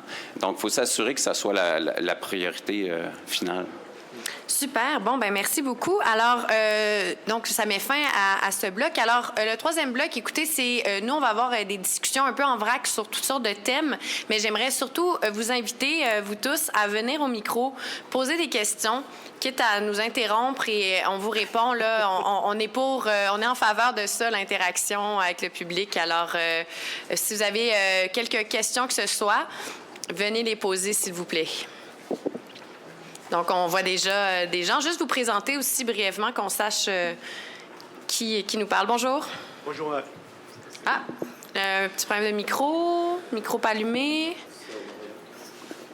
Technicien son. Bon, au pire, peut-être vous pouvez me dire votre question, puis je vais la répéter pour cette fois-ci. Bonjour, je suis Atsuy Lavie, je suis un économiste de transport. On a parlé beaucoup aujourd'hui des véhicules privés. Et en fait, l'électrification du transport, ça touche tous les secteurs de transport. Le métro est électrique, les tramways sont électriques. On peut même à la limite parler des autobus électrifiés. Et justement, au Québec, on a une certaine technologie dans les constructions des véhicules autres que les véhicules privés. Oui. Donc, ça serait vraiment intéressant de miser sur l'électrification de ces véhicules-là. De tous les autres véhicules. Oui, les véhicules de déchets, des véhicules qui ont comme source un dépôt naturel déjà. On peut remplacer la pile, la batterie en site, faire le chargement à l'extérieur du véhicule. Il y a beaucoup de possibilités ici. On peut élargir la perspective en dehors des véhicules privés, qui est justement, plusieurs personnes ont déjà indiqué, on a des problèmes sérieux d'allocation d'espace à ces véhicules-là. Et juste en réduisant les besoins de déplacement, on sauve déjà beaucoup dans l'énergie qui est consommée par le secteur du transport. Alors, donc, votre question, si je comprends bien, c'est de savoir... les autres types de véhicules, les autres types de transport, il y a beaucoup plus de potentiel là qui touchent les aménagements aussi. Parfait. Donc, je vais juste reformuler, puis les panélistes, vous y allez comme vous voulez pour répondre. Est-ce que vous considérez que c'est important de miser sur l'électrification des autres grands modes de transport, c'est-à-dire, par exemple, les autobus, les camions à ordures ou tout autre gros véhicule de transport? Oui, M. Ouellette? Je crois en effet qu'il y a un potentiel intéressant. Je crois d'ailleurs qu'au niveau des autobus Lyon, au niveau des autobus scolaires, une technologie qui semble intéressante. Le seul risque, en fait, c'est... moi, évidemment, je suis pour l'électrification, mais à quel prix? Si demain matin, la STM doit acheter des autobus qui leur coûtent chacun 500 000 $ de plus pour être électrifiés, avec probablement une autonomie plus faible, et qu'en contrepartie, je suis capable de mettre moins et que j'ai un budget fixe ou même coupé, donc je suis capable de mettre moins d'autobus sur la route, est-ce que l'impact environnemental, au final, aurait pas été mieux de garder des autobus diesel qui, nonobstant, s'améliorent quand même d'année en année, pour éviter des autobus... des véhicules privés sur la route. Puis c'est aussi au niveau de la forme de l'aménagement. Donc, le véhicule privé qui soit électrique ne prendra pas la même empreinte qu'un autobus ou etc. Merci. Oui. Elsie? Oui. Bien, en fait, ce qui est important, puis je pense qu'on est... je ne sais pas si on est tous d'accord sur ça, mais les investissements qui sont faits en électrification des transports ne doivent pas du tout être faits au détriment des investissements faits en transport collectif. Donc, on doit continuer d'investir massivement dans le transport collectif. Ça doit être un acquis. Puis ensuite de ça, on doit se tourner vers des nouvelles technologies, puis transformer les choses, puis investir en électrification. Donc, oui, le plan que nous, on a déposé à la Ville de Montréal touche, oui, on a parlé beaucoup des bornes et tout ça, l'auto-solo, mais touche aussi surtout les investissements à la STM, touche la flotte, on a parlé des autobus scolaires, donc Montréal va être partie prenante, la flotte municipale, donc le REM. Donc, le REM, c'est majeur. Donc, les investissements qui sont faits pour le réseau électrique métropolitain doivent pas, et ça a été dit aussi, contrecarrer le prolongement de la ligne bleue qui doit être fait également. Donc, le prolongement de toutes les autres lignes de métro, je pense que tout le monde aimerait ça qu'on ait plus donc, que c'est un ajout. C'est un ajout. Et oui, on doit miser sur nos technologies propres. Donc, l'REM électrique, le métro, évidemment, le métro de Montréal, on le sait, là, c'est le plus grand vecteur de déplacement à Montréal. Oui, un petit... puis ensuite, on va passer à la prochaine question. Monsieur Dussault? Bien, je pense que ça amène vraiment la question de l'avenir des véhicules. On sait à quel point les gros véhicules, c'est problématique en ville. Puis il y a une tendance vraiment dans plusieurs villes, dans les constructeurs automobiles aussi, de travailler avec des plus petits camions. On sait qu'il y a de l'automatisation qui s'en vient. Donc ça aussi, il faut vraiment inclure ça dans la réflexion. Puis plus le véhicule va être polyvalent aussi, plus on va l'utiliser. Bon, c'est sûr que les ordures, c'est un domaine spécifique, là, mais quand on regarde... c'est pour ça que c'est intéressant, micro-transit, autopartage, livraison, logistique urbaine. Il y a vraiment possibilité d'avoir des véhicules qui sont très polyvalents, qui vont être plus petits, mieux adaptés à la ville, plus sécuritaires. Merci beaucoup. Et juste pour rappeler donc le projet du réseau électrique métropolitain qui a été annoncé par la Caisse de dépôt et placement. Donc, on parle d'un système léger sur rail qui pourrait être un des projets de transport en commun les plus importants depuis un demi-siècle au moins. C'est-à-dire, on parle de, bon, je ne me rappelle plus combien de stations... 25, je pense. 25, c'est ça, 25 stations, donc à peu près 150 000 personnes qui pourraient être desservies dans un nouveau réseau au coût de 5,5 milliards de dollars. Donc, c'est vraiment un projet qui, en ce moment, fait beaucoup jaser. Puis là, toutes les villes entourant Montréal le demandent d'avoir des arrêts chez eux, fait que c'est quand même très intéressant. On en reparlera si on a le temps. Donc, on va prendre la prochaine question. Bonjour. Bonjour, merci aux panélistes. Très bonne intervention. Tout d'abord, Jonathan Hamel, je m'intéresse surtout côté consommateur des services en transport. D'emblée, j'aimerais... merci, M. Pinault, pour votre observation sur le réseau circuit électrique. C'est la première critique intelligente que j'entends de ce réseau-là. Merci. Moi, je travaille dans le domaine d'Internet. On donne souvent l'exemple du déploiement de l'Internet comme vu qu'il y a été des infrastructures neutres pour que l'Internet émerge. Donc, c'est un peu le modèle à suivre. Ma question pour Mme Lefebvre, pourquoi la Ville de Montréal s'ingère vraiment dans la question, en dictant les gagnants et les perdants. Par exemple, on a vu avec Uber, on a vu avec Communauto et Car2Go. Pourquoi pas fixer sur les objectifs plutôt que les acteurs? Ben, en fait, Uber, ça s'est réglé au niveau du gouvernement du Québec. Pour ce qui est de, je présume que vous parlez de VLS, notamment? Ben, en fait, les deux. Je pense qu'on voit... C'est parce que l'électrification me semble être pour Montréal une façon de dicter les gagnants et les perdants dans cette course-là. Bien, en fait, c'est que Montréal, le maire l'a annoncé, le choix de l'électrification en est un. Donc, on souhaite prendre le virage. Puis, on l'a mentionné tout à l'heure, les voitures ont un cycle de vie, ont une durée de vie aussi. Donc, les voitures dans le VLS ont... Peut-être juste spécifier un peu, justement, les nouvelles orientations que la Ville veut prendre par rapport aux véhicules en libre-service VLS. Voilà, juste rappeler ce qui a été... Ce que l'on souhaite, c'est faire une transition, accompagner les entreprises, mais accompagner aussi les Montréalais, accompagner l'infrastructure municipale, accompagner tous les partenaires de la Ville de Montréal vers l'électrification. Donc, les voitures, les VLS en font partie. Donc, on a fait un appel d'intérêt international où on a soumis notre objectif d'avoir une flotte 100% électrique en 2020. Donc, une transition de 5 années et voir si les entreprises étaient prêtes à adhérer à ce modèle. Et les entreprises ont répondu oui. Donc, ensuite de ça, il y a eu, vous avez vu, là, c'est un dossier public, mais donc, il y a eu... interprétation du règlement et tout ça. Mais il y a eu des rencontres qui se sont faites notamment hier. Donc, on est sur la même longueur d'onde, sur des objectifs communs. Et puis, je suis des discussions très constructives et je suis assez confiante que, incessamment, les annonces vont se faire et puis qu'on va réussir à accompagner les entreprises de voitures en libre-service parce que c'est positif pour Montréal et Montréal souhaite avoir un réseau fort comme Communauto, Car2Go, c'est des partenaires importants de la Ville. Mais en même temps, on souhaite aussi y aller vers l'électrification du transport. Puis comme on le sait, les voitures, c'est ce que j'allais mentionner, c'est que les voitures ont une durée de vie. Donc, dans l'autopartage, les voitures ont une durée de vie de 2 à 4 ans. Donc, avec une transition sur 5 ans, on pense que c'est possible pour les entreprises de pouvoir, si la Ville accompagne avec un réseau de recharge. Alors, je vais juste faire une petite parenthèse pour remettre en contexte qu'est-ce qui s'est passé un peu dans le monde du véhicule en libre-service récemment. Donc, c'est ça, l'administration Coder a parlé de nouveaux règlements, ou en tout cas de nouvelles orientations.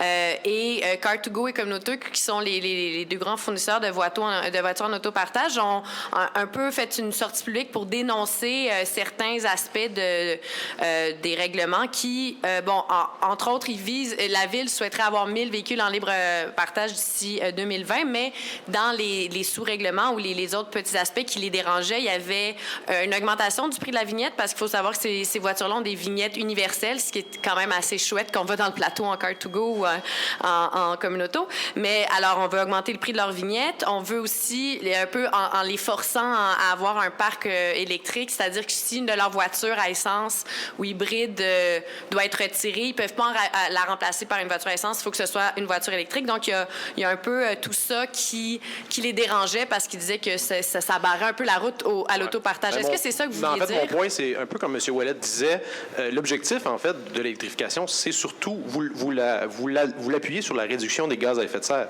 Et quand vous dictez à gauche et à droite qui doit être les gagnants et les perdants, vous ne contribuez pas à diminuer les gaz à effet de serre. Moi, j'ai une voiture et depuis que je prends Uber, j'ai ma carte du STM. Je prenais pas le STM avant. Là.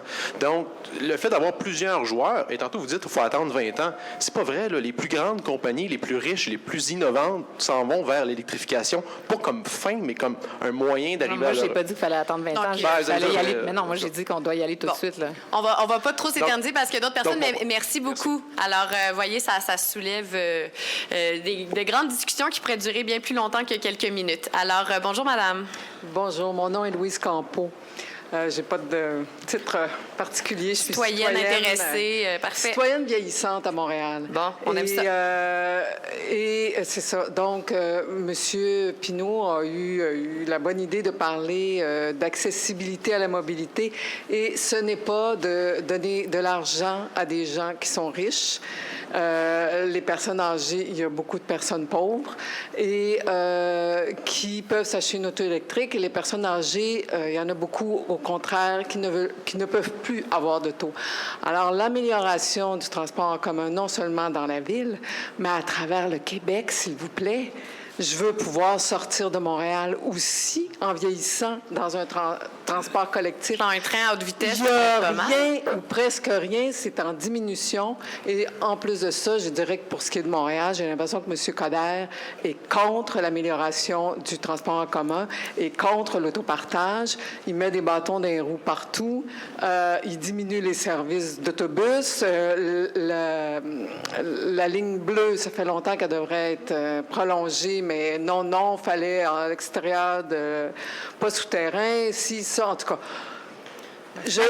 Avez-vous une question? Oui. Qu'est-ce qu'on peut faire comme citoyen pour pousser M. Couillard et M. Coderre à améliorer le transport en commun à travers le Québec et à travers la ville de Montréal?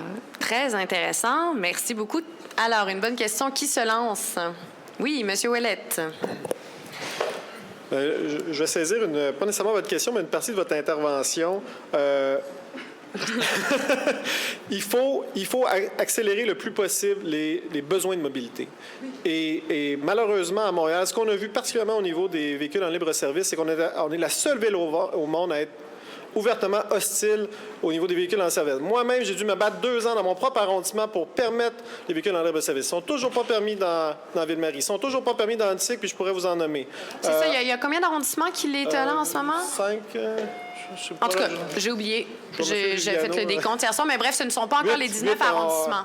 Je lis sur les lèvres. Dont l'arrondissement du maire Coderre, où est-ce qu'il n'est pas possible d'avoir des... Bien, je veux dire, il y a des stationnements prévus, mais il n'y a pas de véhicules en libre service. Et ce qui est problématique, c'est que pendant qu'on met des bâtons dans les roues, comme par hasard, on est pour à peu près tout le reste qui est... on met aucun frein à l'augmentation du nombre de véhicules, d'aucune façon que ce soit. On est même pour le prolongement de la 19.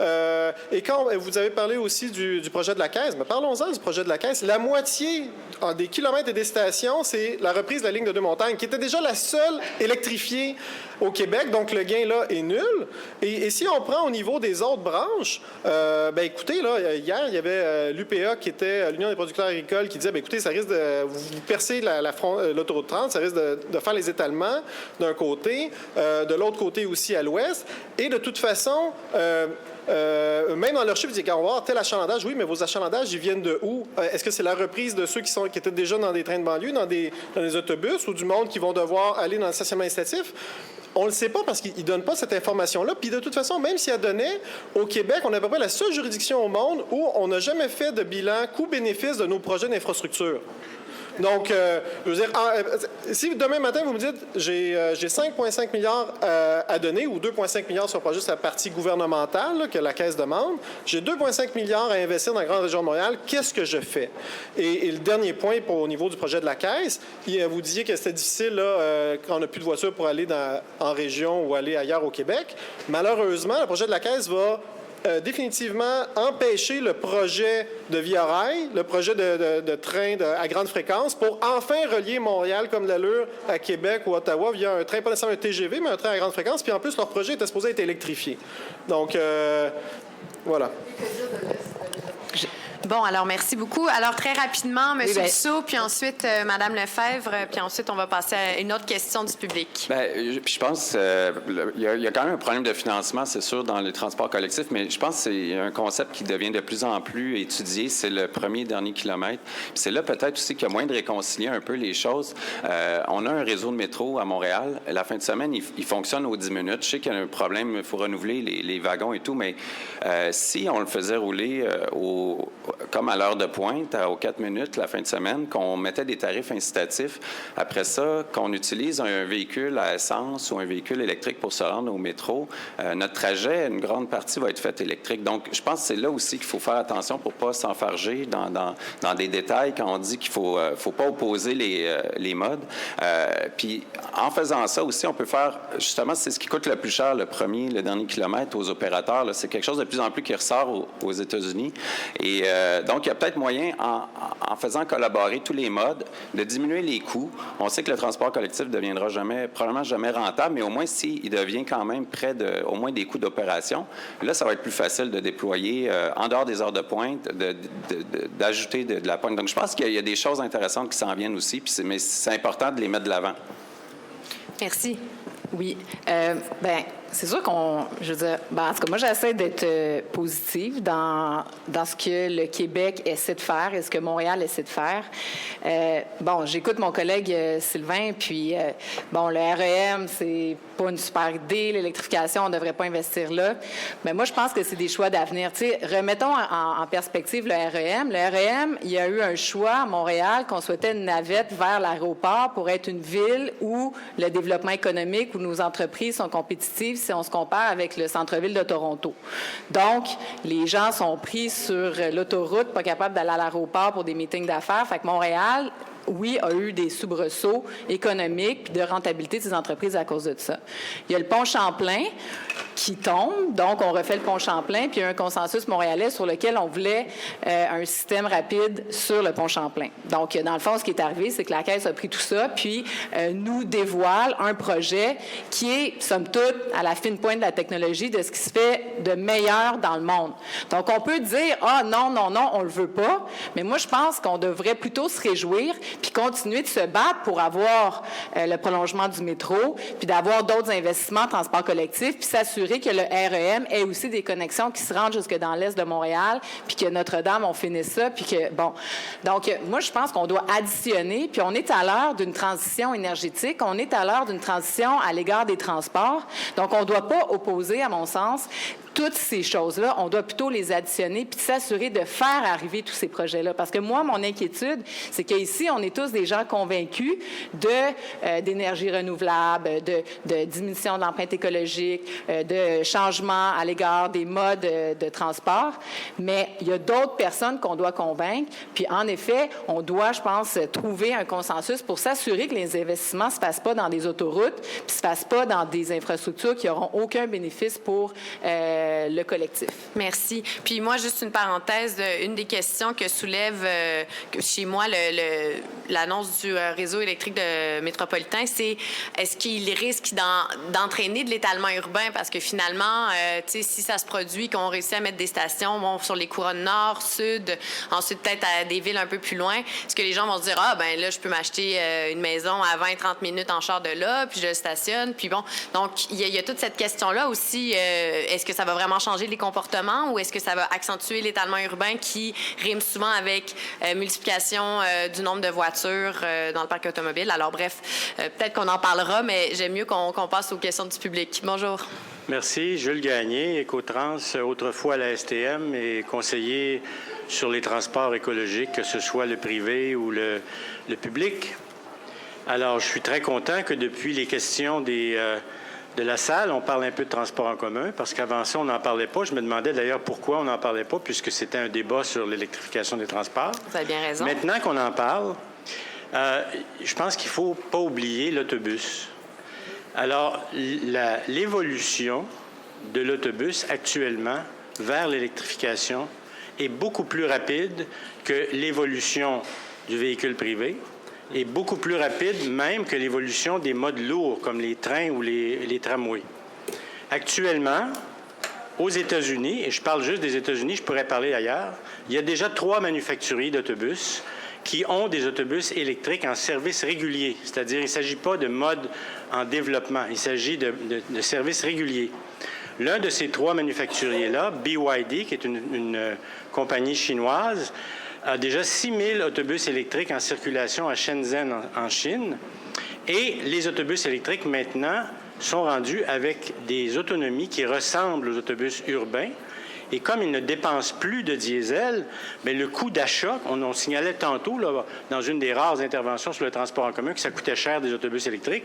Mais quand on tient compte des économies sur le coût du diesel et sur les coûts des réparations, les autobus électriques, maintenant, coûtent le même prix que les autobus diesel, qui sont en augmentation de prix. Et on n'a pas encore trouvé des solutions pour certains aspects de la pollution. Mais les autobus électriques, tout est réglé. Donc, ce que j'aimerais savoir des gens, c'est est-ce qu'on n'est pas inquiet que Montréal soit en avance sur certains aspects de l'électrification des transports, mais en retard sur l'électrification des autobus? Merci. Alors, est-ce qu'on risque d'être en retard sur l'électrification des autobus? Moi, je pense que oui, mais surtout, le problème, c'est que quand on regarde les statistiques, on a 300 autobus en moins à Montréal entre 2010 et 2015. Donc, notre parc d'autobus, il diminue. Donc, moi, je m'inquiète effectivement de la consommation d'énergie des autobus, mais je m'inquiète avant ça de la possibilité de prendre l'autobus. Et alors, le vrai combat à mener à court terme, c'est qu'il y ait des autobus. Et malheureusement... On peut pas mener les 2 combats de front? Oui, mais on peut mener les 2 combats de front, sauf que le combat de l'électrification, il vient détourner les énergies de la priorité, c'est qu'il y ait du transport en commun. Et si on a beaucoup de transport en commun, si les gens sont convaincus que le service est bon, ça sera d'autant plus facile de rentabiliser des investissements dans des autobus électriques. Et alors que oui, on fasse de la R&D, que oui, il irait que mettre de l'argent pour développer ça, mais que d'abord, il y ait des autobus sur la route. Parce que actuellement, on a un problème de gouvernance. Il y a de l'argent dans le fonds vert. L'argent dans le fonds vert n'arrive pas à être dépensé. Alors que, et ça fait 10 ans que le fonds vert accumule des centaines de millions de dollars. Qui viennent d'ailleurs de la taxe sur l'essence. Qui viennent de la taxe sur l'essence ou indirectement des consommateurs d'hydrocarbures.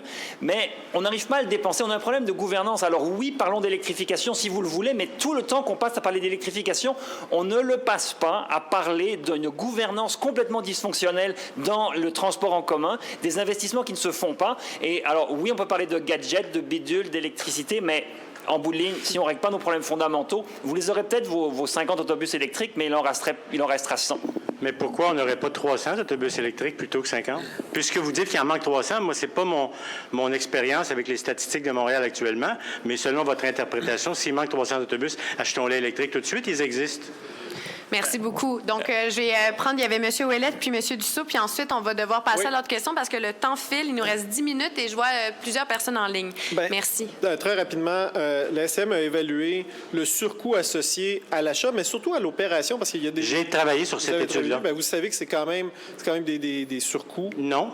Bien, ça dépend comment on est. Quand on veut l'interpréter de cette façon-là, on peut, mais il n'y a pas de surcoût. Mais nonobstant, tant mieux. Si on prend des autobus Novabus, peut-être, mais peut-être les autobus Novabus, oui, mais on a une obligation d'acheter québécois qui nous est fournie par Québec. C'est sûr que si on achetait aux Chinois, ça serait peut-être différent. Mais il va quand même rester une problématique que vous n'avez pas abordée, puis je sais pas, vous avez dit qu'il y avait du monde du MTQ. On a un problème. J'espère, je souhaite. On a un problème aussi avec le poids des autobus, notamment Novabus.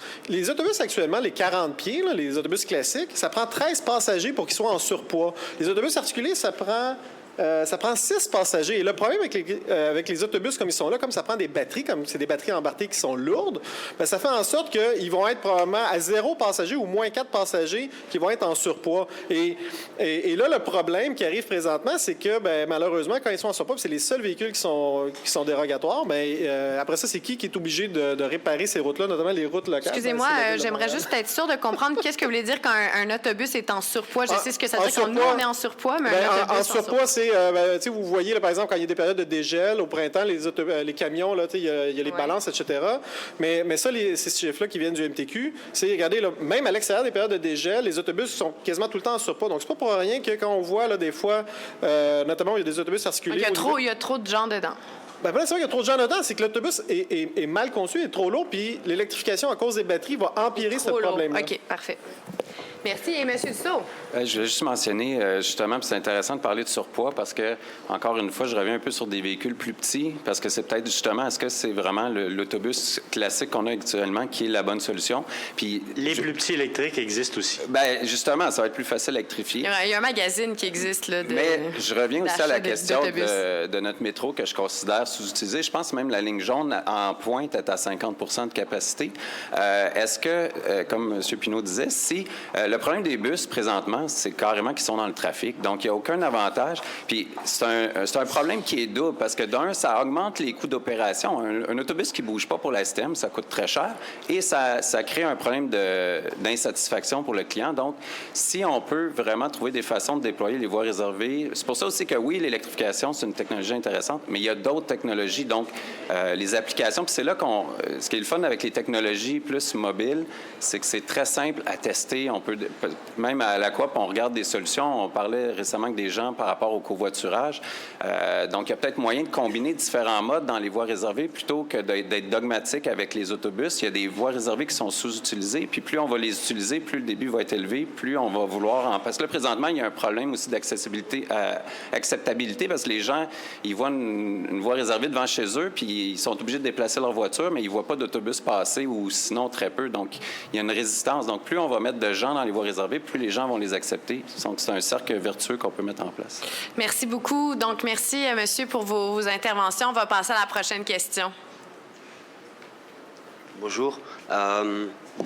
Alors, je m'appelle Philippe Lebeau. Je n'ai pas vraiment d'étiquette pour l'instant parce que je viens d'arriver de Bruxelles et donc je suis à la recherche d'un job. Bienvenue, puis aux avieux intéressés. Mais je viens poser ma question avec la casquette plutôt de mon ancien poste à Bruxelles, qui était chercheur au groupe de recherche MOBI qui s'occupe de la logistique et de la mobilité durable.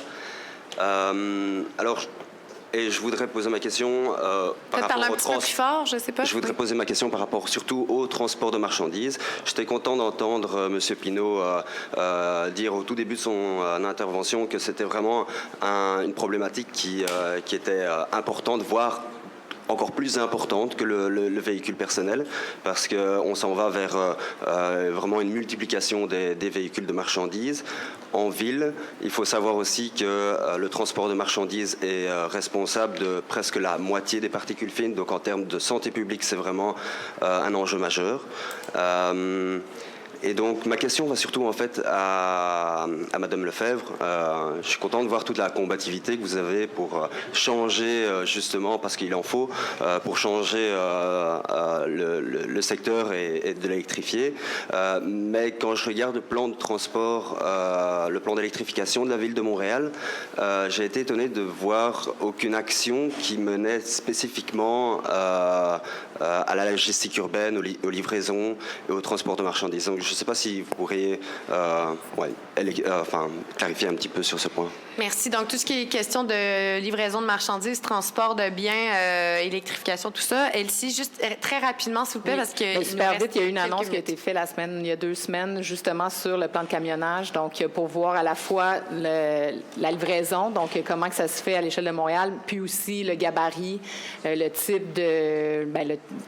Ben, c'est ça, le type de camion, les grosseurs et tout ça, voir qu'est-ce qui peut circuler en milieu urbain, en milieu dense, en milieu, tout dépendant des quartiers. Donc, il va y avoir une grosse réflexion à la Ville de Montréal. Moi, je suis très heureuse que ce chantier puisse enfin s'entamer parce que ça a des impacts majeurs, évidemment, sur le type, là, donc l'essence, le carburant, puis les GS et tout ça, mais ça a aussi un impact majeur sur nos aménagements urbains. Puis vous savez que nos rues sont faites en fonction des camions, donc les braquages. Donc, si le camion peut tourner, on peut passer. Les camions de pompiers servent aussi beaucoup de références sur ça. Donc, il y a un gros enjeu. Puis, si votre expertise peut nous aider, je vous invite à communiquer avec nous parce que la commission, il va y avoir une commission conjointe. Donc, les deux commissions, à la fois transport et à la fois développement économique, vont se pencher sur cette question-là de tout ce qui touche le plan de camionnage, les camions, et etc. Bien, merci beaucoup. Donc, à suivre. Alors, très rapidement, je vais prendre 2 dernières questions. Je ne sais pas s'il y en avait d'autres. Je suis vraiment désolée. On n'aime pas ça, mais le temps file. Alors, bonjour, puis merci de faire ça rapidement, la question. Bonjour, mon nom c'est Joanne Whitmore, je suis avec la chaire de gestion du secteur de l'énergie. Je travaille avec Pierre-Louis Pinault, donc je suis un peu biaisée. Mais en fait, ce que je vois, c'est qu'il y a 2 problématiques. Il y en a une qui est idéologique par rapport aux véhicules électriques et ensuite, il y en a une qui est pragmatique quand on regarde les données. Puis moi, je trouve qu'on piétine beaucoup quand on parle justement des véhicules électriques, tout ça, parce que l'enjeu, comme on a exposé, c'est la tendance dans les voitures lourdes. Donc, moi, ce que je veux savoir, parce qu'on n'a pas beaucoup de temps, c'est concrètement, en se focalisant sur les camions lourds, légers, et les VUS et tout ça, quels outils dispose la Ville de Montréal pour avoir une approche plus fiscale à la fiscalité pour détourner justement la tendance? Si vous ne l'avez pas, je pense, j'ai déjà quelques réponses, mais je vais vous laisser répondre. Si vous ne l'avez pas, qu'est-ce que vous pouvez faire avec le gouvernement provincial pour qu'on commence à explorer et mettre en œuvre ces mesures-là? Parce que c'est vraiment ça le problème. Et deuxièmement, juste une petite question, c'est que les véhicules, les VUS et tout ça, il y a tout un marketing exceptionnel qui se fait autour de ça, un peu comme les cigarettes à l'époque.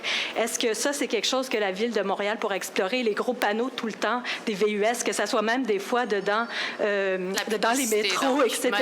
Je veux dire, à un moment donné, il faut arrêter de solliciter les gens pour ça. Est-ce qu'il y a des mesures qu'on pourrait faire ou explorer à ce niveau-là? Merci. Alors, qui se lance?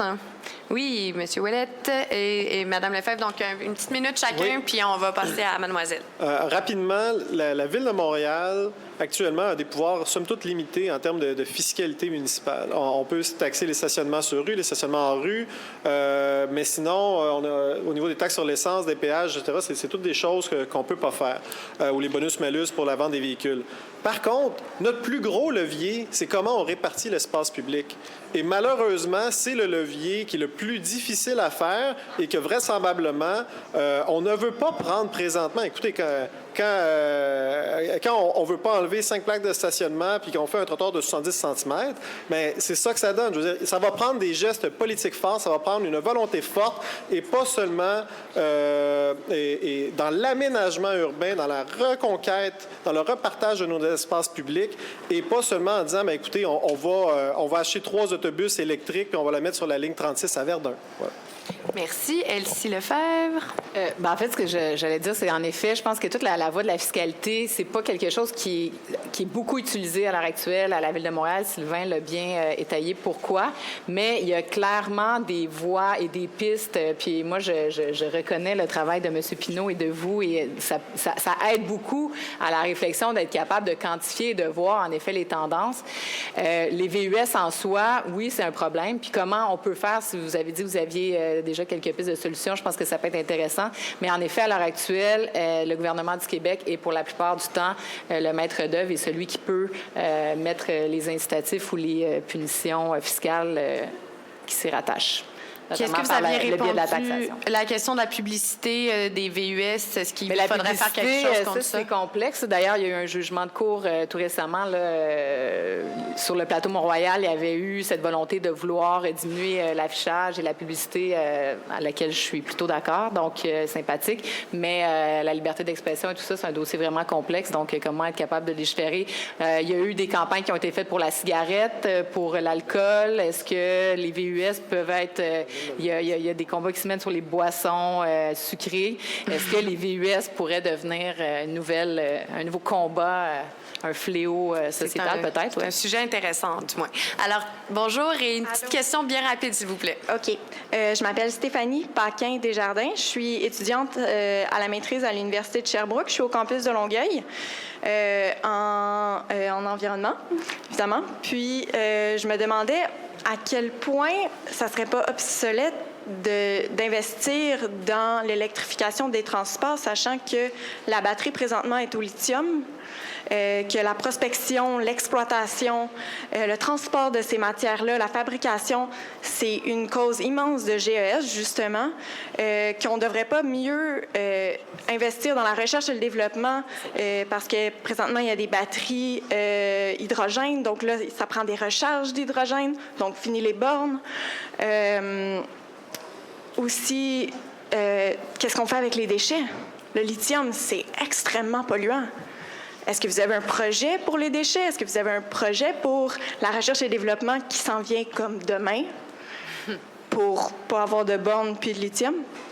Très, très intéressant. Donc, c'est d'autres aspects dont on n'a pas eu le temps de parler, les revers un peu des voitures électriques ou juste du transport électrique en général. Je serais comme intéressée d'avoir l'avis de M. Pinault là-dessus.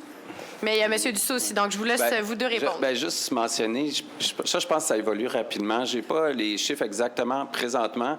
On a eu vu l'étude qui a été faite qui montre quand même que le cycle de vie, l'auto électrique est quand même positif. Oui, bien là, il y a l'extraction du lithium que personnellement, je ne connais pas bien, mais je veux juste mentionner, plugger que je suis allé visiter la Gigafactory en Californie, l'usine de Tesla. Il y a beaucoup d'efforts parce que dans le fond aussi, il y a beaucoup d'énergie non renouvelable, mais là, il y a beaucoup d'efforts avec les nouvelles usines.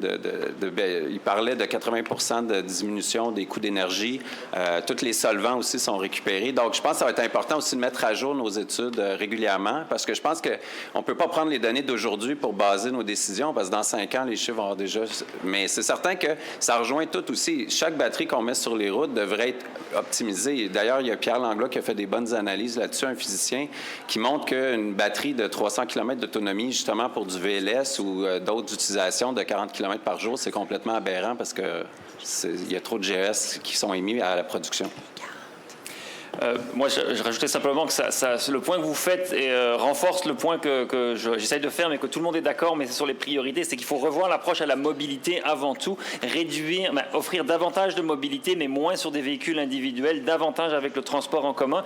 Et d'une part, ça va réduire la nécessité d'avoir des batteries, mais j'ai aussi confiance dans nos chercheurs. Il y a beaucoup de R&D qui se fait, et sans être un expert des batteries, on entend de plus en plus parler de batteries qui se font sans lithium ou avec d'autres procédés. Donc, j'ai confiance qu'on ait des solutions à ce niveau-là. Mais ces solutions technologiques ne doivent pas devenir des leurres pour penser qu'on n'a rien à changer dans nos comportements.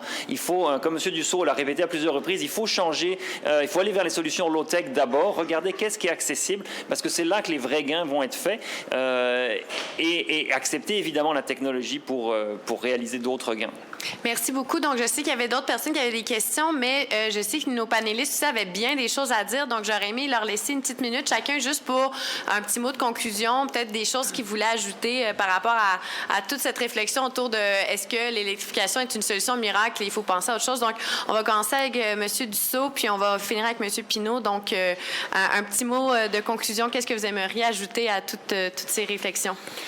Je pense qu'il faut voir que la voiture électrique, justement, ne doit pas être là pour remplacer, depuis le début, je pense que tout le monde est d'accord, si c'est pour remplacer une voiture électrique, une voiture essence par une voiture électrique, on n'a pas avancé tellement. Il faut en profiter, justement, pour re-questionner la place de l'auto.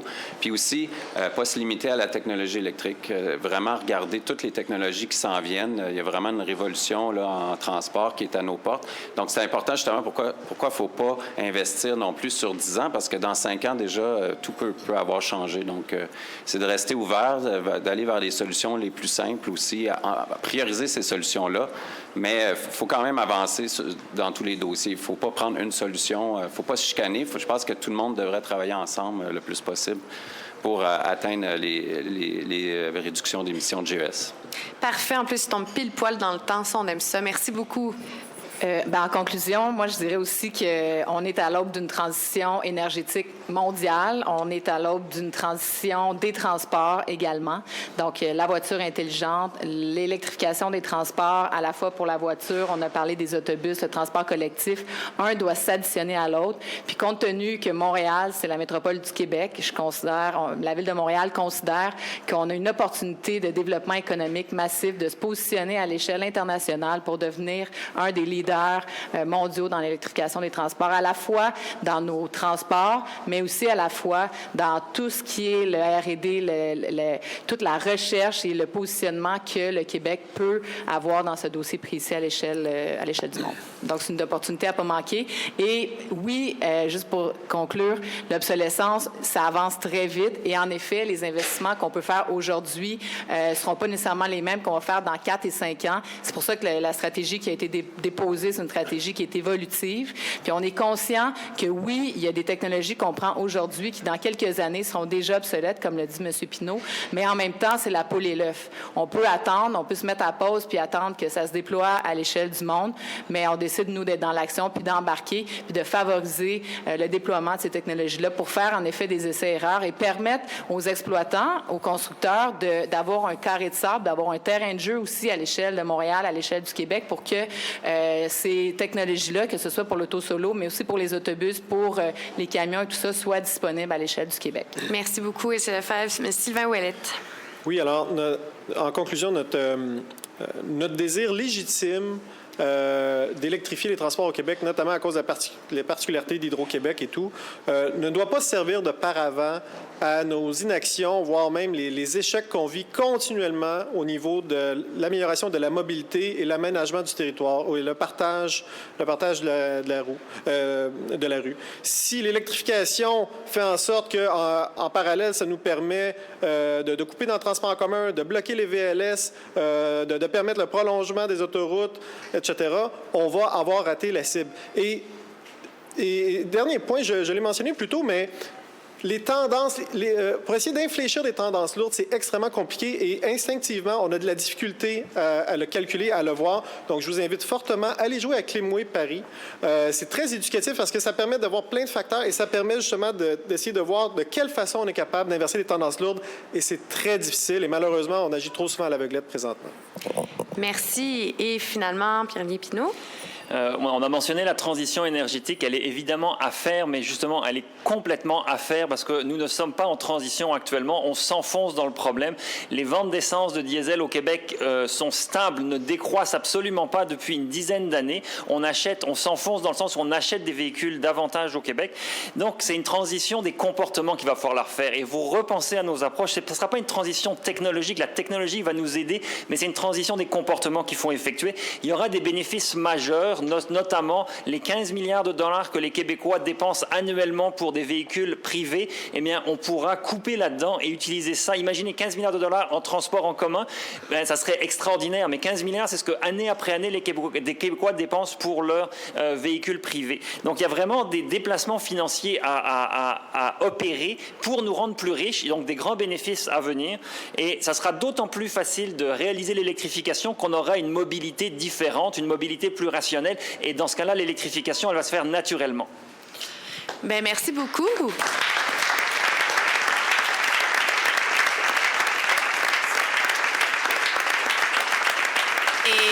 Et donc, merci à la Maison de développement durable d'avoir organisé cet événement. Et voilà, donc je pense qu'en conclusion, l'électrification, c'est pas une panacée, mais c'est quand même quelque chose qui est souhaitable si c'est accompagné de changements de comportement, de changements drastiques dans les façons de faire. Alors, merci à vous tous d'être là. Les panélistes sont là si vous voulez venir continuer la discussion avec eux, puis sur les réseaux sociaux aussi. Alors, on continue de parler de ces enjeux importants. Merci. Alors merci à Daphné Hacker d'avoir animé ce panel. Merci à la Maison du développement durable qui fête ses 5 ans. Et je vais laisser la parole à Philippe Donsky qui avait une dernière mini-annonce à faire avant que vous quittiez. Merci beaucoup. Je serai tout simplement très opportuniste en disant que je suis président de Dunsky Expertise en énergie et nous avons présentement une offre d'emploi pour un consultant qui se joindrait à nous, spécialiste en transport durable. On cherche quelqu'un qui a des qualités de leadership et qui croit beaucoup en la panoplie de solutions de mobilité durable. Et voilà, je le laisse là. Merci beaucoup. Vous pouvez aller sur dunsky.com pour l'offre d'emploi. Merci.